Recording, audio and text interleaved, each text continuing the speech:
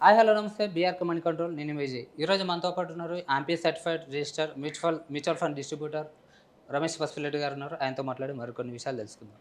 Sir నమస్తే. నమస్తే విజయ్. ఎలా ఉన్నారు సార్? ఫైన్ విజయ్. చాలా రోజుల తర్వాత. అవును. సార్ ఇప్పుడు మ్యూచువల్ ఫండ్స్లో చాలామంది పెట్టుబడి పెడుతూ ఉంటారు, అంటే లైక్ ఇన్వెస్ట్ చేస్తూ ఉంటారు. మామూలు వ్యక్తి ఒక 10 కోట్లు సంపాదించాలనుకుంటున్నాడు లైక్ మ్యూచువల్ ఫండ్స్లో. అసలు సాధ్యమేనా అది? డెఫినెట్‌గా సాధ్యమే. కాకపోతే మనకి 10 కోట్లు రావాలంటే కొద్దిగా టైం పట్టిద్ది. ఎందుకంటే 30 ఏళ్ళ దాకా టైం పట్టిద్ది 10 కోట్లు రావాలంటే. ఎందుకంటే మ్యూచువల్ ఫండ్‌లో 10 కోట్లు సంపాదించే కన్నా ఫస్ట్ 1 క్రోర్ సంపాదించడం కష్టం. దాని తర్వాత 10 కోట్లు ఈజీగా అయిపోతుంది. నార్మల్‌గా ఏమనుకుంటారు, సపోజ్ 30 ఏళ్లలో 10 కోట్లు చేయాలనుకోండి. 30 ఏళ్ళలో 10 కోట్లు అంటే మనం ఫస్ట్ 1 క్రోర్ ఎప్పటి వరకు చేయగలుగుతాం? ఒక 5 ఇయర్స్ లేదంటే 10 ఇయర్స్. 10 ఇయర్స్ అనుకోవచ్చు. కానీ 10 కోట్లలో ఫస్ట్ 1 క్రోర్ అంటే 10% కదా. అవును. సో 10% అంటే మనం 30 ఏళ్లలో 3 ఏళ్లలోనే చేయాలి 1 క్రోర్, అంతే కదా. అవును. కాదు, యాక్చువల్గా ఏంటంటే సపోజ్ మనం 30,000 ఎస్ఐపి చేస్తే, ఎవ్రీ మంత్ 30,000 ఎస్ఐపి కానీ చేస్తే మనకి ఫస్ట్ 1 క్రోర్ కావడానికి 12% రేట్ ఆఫ్ రిటర్న్ తోటే. సో మనకు అలౌడ్ రెస్ట్రిక్షన్స్ ప్రకారం 12% రేట్ ఆఫ్ రిటర్న్ వచ్చినా కూడా, ఈక్విటీ రిటర్న్ అంటే తక్కువ 12% వచ్చినా కూడా మనకి 13 ఏళ్ళు పట్టిద్ది 1 క్రోర్ కావడానికి. 13 ఏళ్ళు. ఓకే. ఫస్ట్ 1 క్రోర్ కావడానికి 13 ఏళ్ళే పట్టిద్ది. 13 ఏళ్ళు పట్టిద్ది. అంటే 30 ఏళ్లలో 13 ఏళ్ళు అంటే ఎంత శాతం? 40% దాదాపు. రైట్. 42%. అంటే 10 కోట్లు 1 కోటి 10% అయినా కూడా టైం మాత్రం మనకి 42% పడుతుంది. ఎందుకంటే ఫస్ట్ మనం డిసిప్లిన్గా 1 క్రోర్ రీచ్ కావడానికి ఫస్ట్ మన ఇన్వెస్ట్మెంట్ స్టార్ట్ చేసిన తర్వాత దానికి రిటర్న్స్ రావడానికి కొద్దిగా టైం పట్టిద్ది. దాన్నే పవర్ ఆఫ్ కాంపౌండింగ్ అంటారు. ఓకే. ఈ మ్యూచువల్ ఫండ్లో ఎస్ఐపిలో పవర్ ఆఫ్ కాంపౌండింగ్ ఎప్పుడు స్టార్ట్ అయ్యిద్ది అంటే ఒక 7 ఇయర్స్ తర్వాత, ఒక 8 ఇయర్స్ తర్వాత స్టార్ట్ అయ్యిద్ది. నార్మల్గా ఎస్ఐపి కట్టే వాళ్ళకి 7 ఇయర్స్కు 12% రేట్ ఆఫ్ రిటర్న్ వేసుకున్న 7 ఇయర్స్కి అట్లా డబుల్ కనపడిద్ది 7-8 ఇయర్స్కి. తర్వాత వాళ్ళకి 1 క్రోర్ కనిపించడానికి కొంచెం టైం పడుతుంది. అంటే 30,000 కానీ ఎవరైనా యావరేజ్గా ఎస్ఐపి చేసుకుంటూ వెళ్తే 30,000 13 ఏళ్ళకి 1 క్రోర్ అయితే కనపడిద్ది. 13 ఏళ్ళకి. ఓకే. అంటే వాళ్ళే ఎంత కడతారు సంవత్సరానికి? 30,000 నెలకు 30,000 అంటే సంవత్సరానికి 3.5 లక్షలు. 3.5 లక్షలు. 3,60,000. సో ఆల్మోస్ట్ 10 ఏళ్ళకి 36 లక్షలు. ఇంకొక 10 లక్షలు అంటే 46 లక్షలు వాళ్ళే కడతారు. అప్పుడు 1 క్రోర్ రీచ్ అయ్యింది 12% రేట్ ఆఫ్ రిటర్న్తో. 12-13 ఇయర్స్లో రీచ్ అవుతాం. ఓకే. తర్వాత ఏమైందంటే ఫస్ట్ 12-13 ఇయర్స్ పట్టింది కదా మనకి. అక్కడ నుంచి సెకండ్ 1 క్రోర్ రావడానికి జస్ట్ 4 ఇయర్స్ పట్టింది అంతే. అంటే దానికి దీనికి కంపారిజన్ అంటే లైక్ ఇప్పుడు అదైతే 13 ఏళ్ళు దీనికి పడితే జస్ట్ దీనికి 2 ఇయర్స్ ఎలా అని 4 ఇయర్స్ పడుతుంది. 4 ఇయర్స్. ఓకే. సెకండ్ 1 క్రోర్కి 4 ఇయర్స్ పడుతుంది. ఎందుకు పడుతుందంటే ఫస్ట్ 1 క్రోర్ ఇన్వెస్ట్మెంట్ స్టార్ట్ అయింది కదా. అవును. ఆ 1 క్రోర్కి కూడా రిటర్న్ స్టార్ట్ అవుతూ ఉంటుంది 12%. ఓకే. 12% రేట్ ఆఫ్ రిటర్న్ వేసుకున్నా కూడా 6 ఇయర్స్కి డబుల్ అయింది. అవును, డబుల్. రైట్. సో 1 క్రోర్ అక్కడ నుంచి 6 ఇయర్స్కి డబుల్ కావాలి, 2 క్రోర్ అవ్వాలి. కానీ ఏమవుతుందంటే మనం ఎస్ఐపి రన్ చేస్తున్నాం కదా, ఇంకో 30,000 ఎస్ఐపి అయితే రన్ చేస్తున్నాం కదా, ఇంకో 4 ఇయర్స్ మనం ఎస్ఐపి చేస్తున్నామంటే అదే 15 లక్షలు మనం కడుతున్నాం. రైట్. అక్కడ 15 లక్షలు కడతాం, అక్కడ నుంచి 4 ఏళ్ళు. సో ఓవరాల్గా 2 కోట్లు అయింది. ఎప్పటికైద్ది? 16 నుంచి 17 ఏళ్ళకి 2 కోట్లు అయింది. ఓకే. ఆ తర్వాత 1 క్రోర్ రీచ్ కావడానికి ఇక 3 ఏళ్ళే, 3 ఇయర్స్ ఆ తర్వాత. ఓకే. అంటే ఓవరాల్గా మనకి 19 ఇయర్స్కి 3 క్రోర్స్ అయిపోతుంది. అవును. తర్వాత 1 క్రోర్ రీచ్ కావడానికి 2 ఇయర్సే. చాలా తక్కువ టైం పడుతుంది. తర్వాత 1 క్రోర్ రీచ్ కావడానికి 1 ఇయరే. అంటే తగ్గుంటూ పోతుంది సరే. తగ్గకుండా పోతుంది. ఓకే. మొత్తం 30 ఏళ్ళకి 10 కోట్లు అవుతుంది మినిమం 12% రేట్ ఆఫ్ రిటర్న్ తోటి. తక్కువ వేసి చెప్పాను నేను. అంటే మనం ఇన్వెస్ట్ చేసిన దాంట్లోనే మనకి ఏదైతే పర్సంటేజ్ ఉందో దాని ఇంక్లూడింగ్ ఇది క్యాలిక్యులేట్ చేసుకొని మొత్తం ఇది సెట్ అవుతుంది. అవును. అంటే మనం ఒక టార్గెట్ అనుకొని ఒక 10 కోట్లు అనుకొని స్టార్ట్ చేస్తే నార్మల్గా ఎక్కువ డిసప్పాయింట్ అవ్వడానికి కానీ లేకపోతే డిమోటివేట్ అవ్వడానికి ఛాన్సెస్ ఎక్కడ ఉన్నాయంటే ఫస్ట్ 12 ఇయర్స్. ఓకే. పెద్ద అంటే ఇంత పెద్ద డ్యూరేషన్ ఎందుకు మాకి అనేటట్టు. అవును. ఫస్ట్ ఏంటంటే ప్రాబ్లం ఏంటంటే మెంటల్లీ కానీ సైకలాజికల్గా కానీ 1 క్రోర్ అనేది ఎమోషనల్ ఫిగర్. అందరికీ రీచ్ అవ్వాలని ఉంటుంది ఫస్ట్ 1 క్రోర్. ఎందుకంటే తర్వాత 1 క్రోర్ మనకు 4 ఏళ్లలోనే అయిపోతుంది. అక్కడ నుంచి మనం గ్రోత్ చూస్తాం. పవర్ ఆఫ్ కాంపౌండింగ్ మనం చూసేది అక్కడ నుంచి. కానీ దీనికి టైం ఎంత పడుతుంది? 12 నుంచి 13 ఏళ్ళు పడుతుంది. ప్రాబ్లం ఏంటంటే మ్యూచువల్ ఫండ్ ఓపెన్ ఎండెడ్ అవ్వడం ఒకటి, ట్రాన్స్పరెన్సీ ఎక్కువ ఉండడం ఒకటి. దానివల్ల ఏమవుతుందంటే ఎవ్రీడే మన మార్కెట్లోతో పాటు మన ఫండ్ వాల్యూలు చూసుకుంటాం, అదే ప్రాబ్లం. డైలీ చెక్ చేసుకోవడం వల్ల ప్రాబ్లం ఏంటంటే సంవత్సరానికి 365 రోజులు ఉన్నాయి. 365 రోజులు మనం ఫండ్ వాల్యూ ఏమైందని డైలీ చూసుకున్నాం. అవును. అది ప్రాబ్లం. 365 రోజులు ఇంటూ 12 ఏళ్ళు. ఓహ్! అంటే దాదాపు 4000 రోజులు మనం మార్కెట్ చూసుకుంటున్నాం డైలీ. అవును. అవును. మన ఫండ్ వాల్యూ చూసుకున్నాం. అదే ప్రాబ్లం.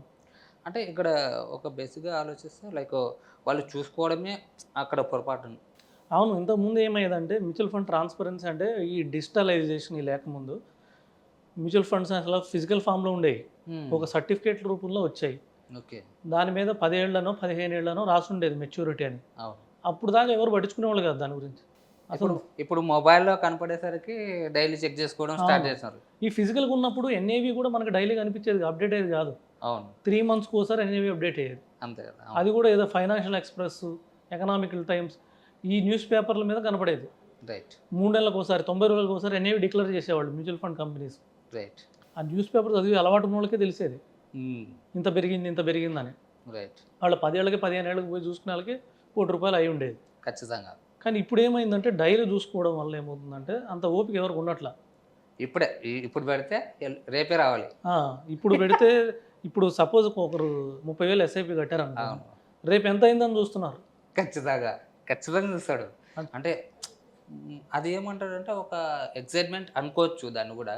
సో, ఎందుకంటే అమౌంట్ పెట్టినాం కాబట్టి పెరిగిందేమో అనే ఒక అంటే ఉద్దేశం. 30,000 100 కావాలంటారు ఒక రోజుకే. లేదా 30,300 కావాలంటారు 2 రోజులకి. అంతేగాని సపోజ్ 30,000 మార్కెట్ పడి రేపు 29,900, 700 కనపడితే తట్టుకోలేరు. తీసేద్దాం అనుకుంటున్నారు. అరే చాలా మిస్టేక్ ఇది. చాలా మిస్టేక్.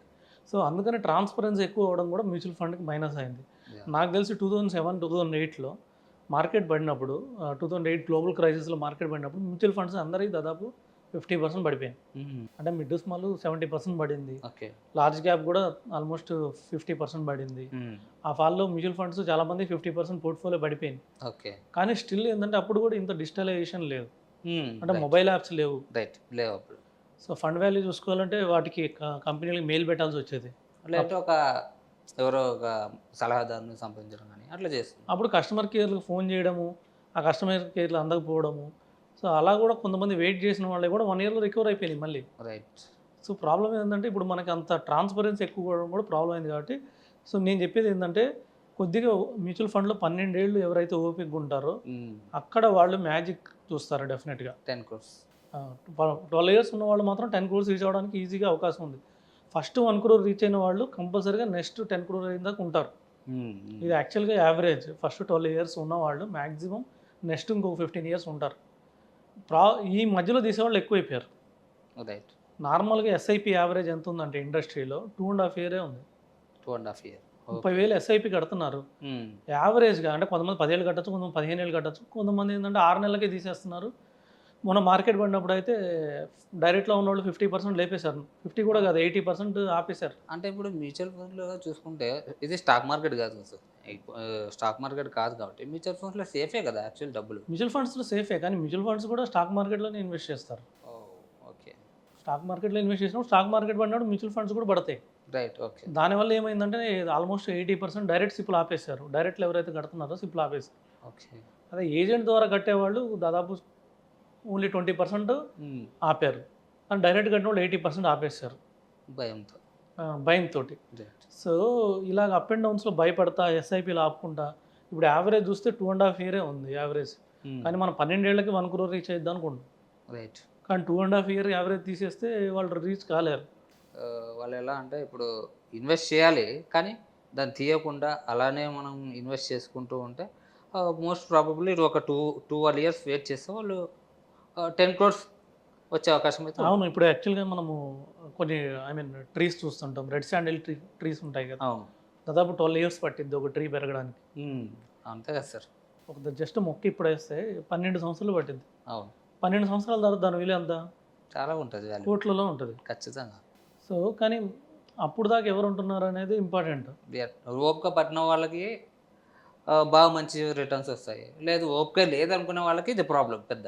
డెఫినెట్‌గా ఆ మ్యూచువల్ ఫండ్ కూడా అంతే 12 ఏళ్ళు ఉండి అక్కడి నుంచి 4 ఏళ్ళు గాని ఉండగలిగితే డెఫినెట్‌గా 2 క్రోర్స్ తర్వాత 3 ఏళ్ళు ఉండగలిగితే 3 క్రోర్స్ ఓవరాల్‌గా రిటైర్ కావాలంటే ఎవరికైనా సరే మినిమమ్ 5,00,00,000 ఉండాలి. ఇక్కడ నుంచి 20 ఇయర్స్ తర్వాత మినిమమ్ 5,00,00,000 ఉండాలి. హ్మ్.